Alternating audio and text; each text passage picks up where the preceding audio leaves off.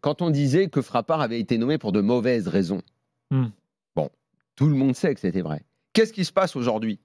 Elle a pu s'en sortir, parce qu'il faudra en parler tout à l'heure, mais le VAR a nivelé le niveau des arbitres, et dans le mauvais sens.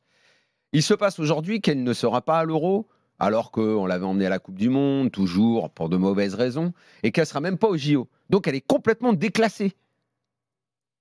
Et que ça devait être très dur aussi pour elle. Il faut aussi parler de l'état psychologique. Absolument. Oui, mais parce que quand on utilise les gens comme ça a été fait pour des raisons politiques, Stéphanie psychologiquement, elle pouvait très mal arbitrer. Mais ça, c'est les mauvaises raisons. Compassion de ma part pour elle. Ça, tu as absolument raison, Stéphane. Et ça, c'est les effets négatifs d'un système que je n'aime pas. Ça s'appelle la discrimination positive. Oui, ou le système de cours. Oui. Voilà.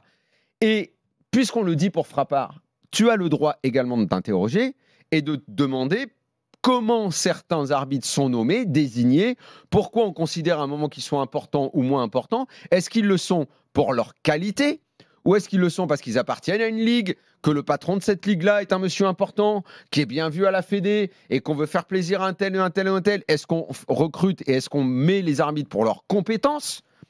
Ou est-ce qu'il y a un phénomène de cours où, comme il y a aujourd'hui, ce que tu vois dans l'arbitrage, c'est ce que tu vois un petit peu dans une société tout entière. Quand le mérite n'intervient plus, et le mérite aujourd'hui, c'est un gros mot. Le mérite aujourd'hui, c'est fasciste dans les analyses politiques. N'exagérons rien. Mais bien sûr que si. Tu sais très bien qu'aujourd'hui, le mérite, c'est très mal vu. C'est une valeur. On est dans l'égalitarisme. Et ça conduit à des discriminations positives. Quand tu parles de mérite, on est surtout dans le symbolique. Tu vois, quand on est-ce qu'un ministre des Sports est nommé au mérite en France? Non, il est nommé en symbolique. C'est-à-dire qu'un homme de 50 ans qui le mériterait, il y a des intérêts. En fait, c'est quand on sous-pèse. Quand je dis le contraire du mérite, c'est quand tu sous-pèses. Ah non, il faut que tu mettes un petit peu de sel ici parce que ça fera plaisir à un tel. Et puis il faut mettre un petit peu de ça ici parce que tu arrives à ce système où aujourd'hui, effectivement, l'arbitrage français est en déliquescence totale. Attends, Bruno, si tu ajoutes à ça le VAR qui a donné l'impression que c'était facile d'arbitrer, parce que ça c'est un des effets négatifs du VAR, ça a été ça, c'est de se dire, même si on met un mec pas terrible, il peut s'en sortir, parce que de toute façon, on va l'appeler, il va aller contrôler. Et ça a tout nivelé, le VAR, en fait. C'est que ça a donné l'illusion que le bon arbitre, d'abord, tu l'as dit 1000 fois, mais on a déresponsabilisé les arbitres, parce qu'ils avaient en gros la bouée de sauvetage d'aller voir et tout.